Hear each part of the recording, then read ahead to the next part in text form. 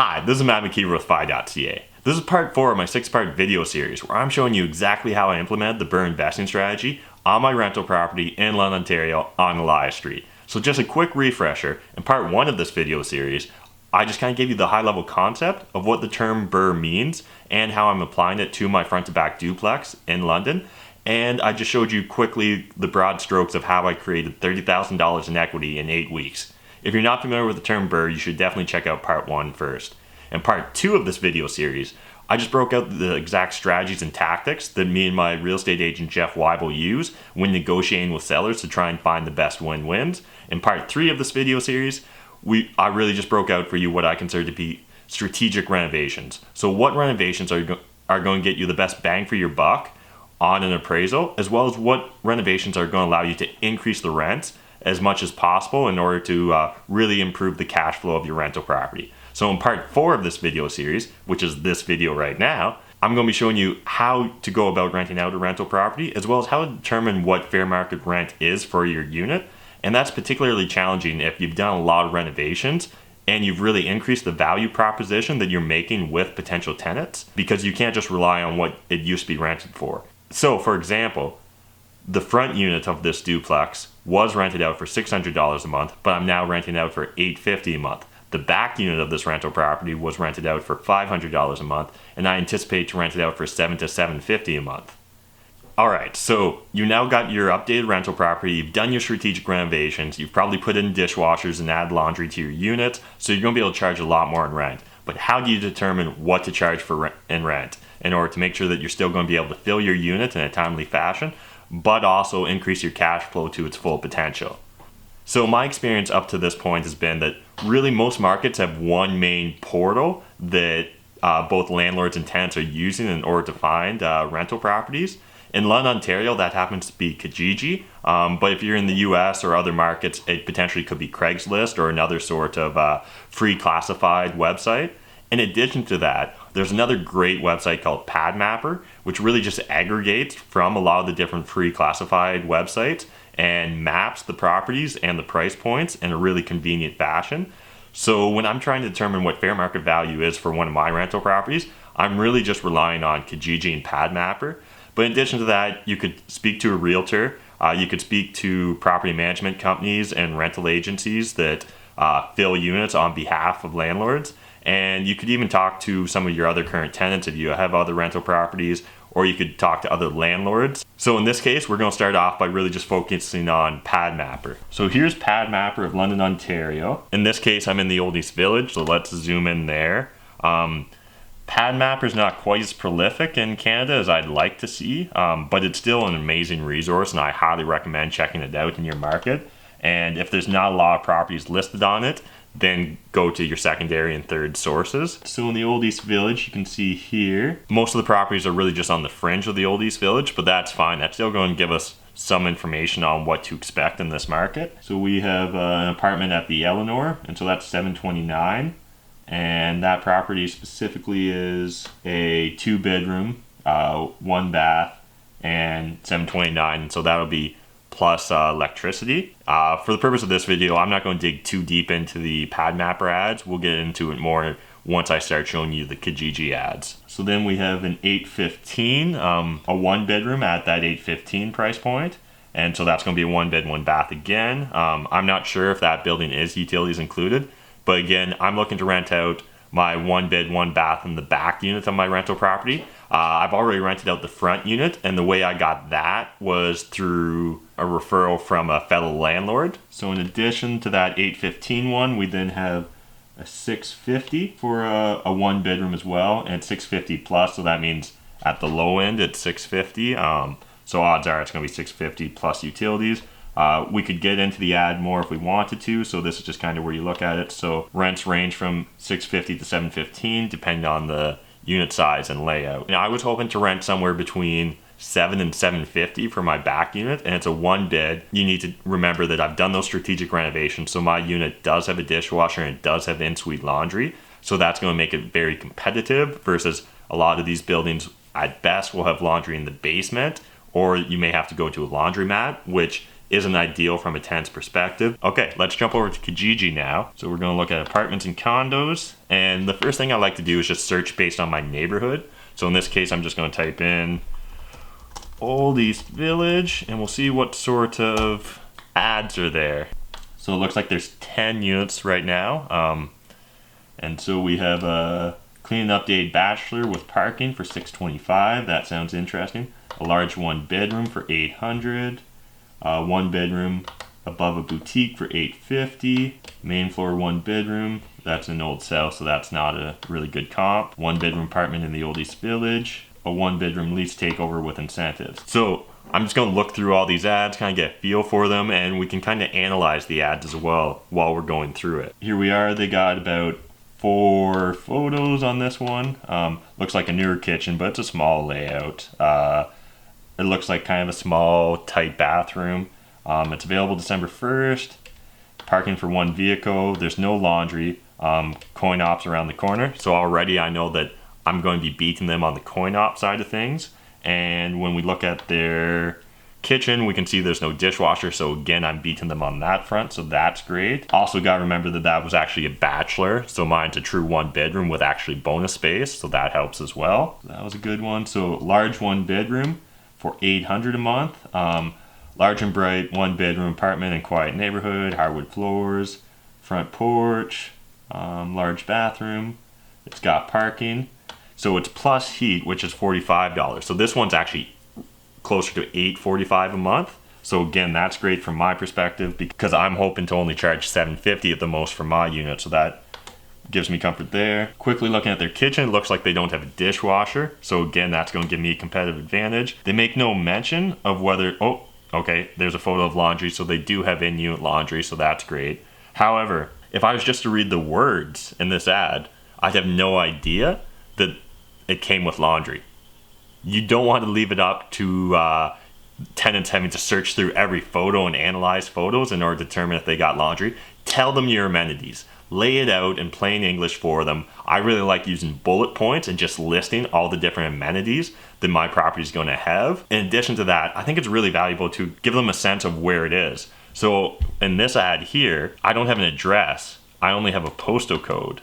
So I don't even know exactly what street this unit's potentially on. It's harder for tenants to get a feel for exactly where the nearest transit is if you're just giving them an area, if you're just giving them a postal code. In my ads, I like to give the exact address. But in addition to that, I even like to list the most important transit routes. So if there's a nearby mall that everyone goes to, I'm going to list how to get to, say in North London, how to get to Masonville Mall. Ideally, I'm going to figure out a route that's only a 1 bus route to the mall, or worst case, a 1 transfer. In addition, because London's a very student-oriented city, I'm going to list what bus routes take them to Fanshawe and what bus routes take them to Western University. Just make your potential tenant's life as easy as possible by listing all the amenities, by listing exactly how they can get from point A to point B. By really creating a great rental ad, you're actually adding value again to the value proposition to the tenants. Whereas if a tenant has to search through and like determine, does the unit have laundry? Does it have a dishwasher? Are all utilities included? If you're making them go through all that hassle, you're constantly limiting the potential tenant pool, because it's only going to be the tenants that are willing to put in that extra effort and research, where by laying everything out for them, I'm drawing from a much bigger pool. Just make it easy for them, guys. And the nice thing is, once you put the effort into creating one of these ads, that's it. You can keep reusing that template over and over again for years to come. So I don't understand why people are so hesitant to put in the effort to create the best rental ad possible. It just doesn't make sense to me.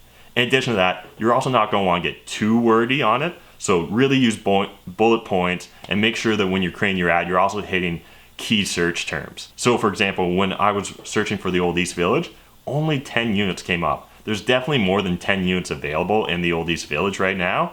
And so that just comes down to people being lazy with their ads. So in London, Ontario, I really consider key search terms the names of both schools, the name of the neighborhood, name of some nearby landmarks. So if you're close to Victoria Park, you're going to want to list that, or whatever the nearby parks are. As well as if you're in a desirable school district, you're going to want to list that school district somewhere in the narrative of your ad. I really like to have just a really couple brief sentences then a bunch of bullet points, and then you can have some more wordy verbiage at the bottom that's going to allow you to hit those key search terms.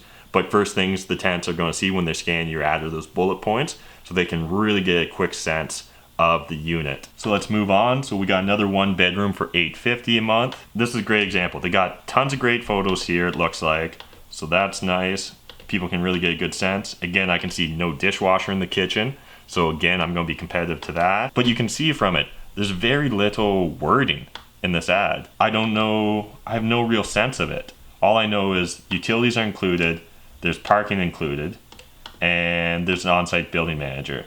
But is there laundry nearby? Is there laundry included? I have no idea. What are the public transit routes? It's on a bus route. You're telling me in your ad it's on a bus route, but you're not telling me what bus routes. Why not list that? Why not just go a little bit above and beyond? In addition to that, I think using as many photos as possible is a great idea. So on Kijiji, I think you're limited usually to 10 photos. So what I really like to do is use 9 photos and then have 1 photo that's just a layout. So just print out a layout or draw up a layout. You can do it in like 10 minutes in Paint. It doesn't have to be perfectly to scale, but it's really going to give a sense for the tenant on what the layout of the property is and kind of what the feel of that apartment is. In addition, I know a lot of landlords these days are moving towards video walkthroughs of their properties. I think that's an amazing idea. It's actually going to let tenants really get a feel for the property, so they're going to be able to self-select. So maybe your unit isn't what they're looking for, and you don't want to waste their time or your time by showing it to a bunch of tenants that your unit's just not going to be attractive to. And so by having a layout diagram, by having a video walkthrough of the property where you're even discussing the amenities as you're walking through it, it's really going to give them a great idea of what they can expect from your rental unit. And then let's look. Here's another one. So $775. It's in the Old East Village. They got hardwood and ceramic throughout. So 10-foot ceilings, new kitchen with stainless steel appliances, 3-piece bath, large private porch, free laundry, parking for 1, fenced and shared, pet friendly, $775 plus hydro. So again, that ad, even though there's not a lot of words to it, it's telling me a lot. Their photos look pretty good, but again, there's only 5 of them. Why not have 8 or 10 full photos and also a layout diagram? Another 1 bedroom for $765, and that's plus hydro again. It's coin laundry. Internet's included though. It's a 2-minute walk from, and see here they are listing bus routes. That's really useful for a tenant. So maybe the tenant already lives in the area and already takes bus 92 to work every day. They already know, boom, this place is perfect for me because it's on the same bus route. So these look like cell phone photos. So honestly, cell phone photos are better than no photos. Tangent alert here, guys. You should never put up a rental ad that doesn't have photos. There's just no excuse. Tenants aren't going to know what to expect. But if you're going to do one thing, at least have photos in your ad. It blows my mind when I'm looking for comps and I see ads that are on Kijiji that don't have a single photo. No excuse. Absolutely no excuse for that. And so these photos aren't great, but it's still giving me a better idea of what to expect than if I had no photos to work with. And so another $725, and this is for 2 beds plus 1 bathroom. It's recently renovated, and so it's plus heat and hydro. So really now, after looking through these 6 ads, plus checking out Pad Mapper, I really have a feel for the neighborhood now. Literally by spending that 20 minutes just sifting through these ads, I now have a much better understanding of what the neighborhood's like and what I can expect and what potential tenants can expect. Of these ads that I've gone through, I think each one has some useful tidbits you can have takeaways from. This last one here, they actually have listing of the person's phone number. And so I think this is another really important point, guys. You should really consider putting your phone number up there on Kijiji. I know at first you're going to be scared. You're going to get all kinds of crazy calls and creepy people, blah, blah, blah. I've never had that happen. But it really comes down to a lot of good tenants these days, they want a text. They just want to text with their landlord real quick or their potential landlord. It's the easiest way to communicate. If you want to rent out your unit as fast as possible, you need to have your cell phone number in the ad and tell tenants that they can text you. I guarantee you'll rent out your unit faster if you take that step. So now we've kind of aggregated a bunch of information. We have a much better understanding of what to expect from the market. We now kind of know that my $750 price point range, it feels very right based on what I've seen. It actually probably puts me a little bit under fair market value, which is a good thing because I want to attract the highest quality tenants, and sometimes those highest quality tenants are looking for a good deal because they know they're a good tenant. And so I'm willing to maybe charge, maybe Could I charge $800 a month for this unit? Yeah, I think I could based on what I've seen here, especially because I'm utilities included, I have a dishwasher, and I have a laundry unit, as well as going to reduce my turnover. And turnover can be really expensive. Unless you're doing student rentals, you don't want to have tenants turning over every year. So if you can avoid it by locking in good tenants long term, definitely consider that. All right, so now hopefully you got some better ideas of what to be putting in your rental ads. Right when you're getting ready to rent out your unit, let your current tenants know. They're one of the most valuable resources. If they're a good tenant, tell them that you're looking for other tenants like them. It's going to play up their ego. It's going to make them feel good, but it potentially could land you another great tenant. I actually like to even offer an incentive. So I'll often say, if you recommend a tenant to me and I end up signing a lease with them, I'll give you $100 just as a thank you for introducing me to a great tenant. And that's creating one of those win-wins. In addition to that, I think it's really useful to let your personal network know. So when you're getting ready to advertise your unit on Kijiji, you should probably also post on your social media, your Facebook account, just say, hey, if anyone knows someone looking to rent out a unit in the Old East Village, I have a 1-bed, 1-bath. And also don't be afraid to talk to your neighbors. Often they have friends or family that want to move into the area. Another really good tip that I have towards trying to rent out your property is I like to make 2 different versions of the same ad for the same property. So one might be more attractive. Younger tenants and older tenants often are looking for different things in a rental ad. And so I think it's very useful to have 2. As well, you need to be posting at least once a day on Kijiji if you want to get rented out as fast as possible. Most tenants are only going to look at the first few pages on Kijiji, and then after that, they're either going to find something or they're going to get fatigued and try again tomorrow. But again, tomorrow, they're only going to read the first few pages. So if you're only posting once a week, by day 2, your ad's below page 5. And by day 6, your ad's like on page 15, 20. No one's going to page 15, 20. So unless they're searching for keywords and you're hitting them on the keywords, they're not going to find you. So you need to be constantly reposting. Kijiji will let you have 3 different ads at one time. So make use of that. Personally, I do it 3 times a day. First thing in the morning, once at lunch, and once like around that after work time, so around 5 or 6. And that's when a lot of people are looking, right? They're looking on their lunch break. They're looking first thing in the morning when they get up, or they're looking when they get home from work. You need the most amount of people to see your ads. That's how you're going to fill it as fast as possible. So make sure you're doing that, guys. One of the things you may have questions about, though, is leases and lease applications and all that great stuff.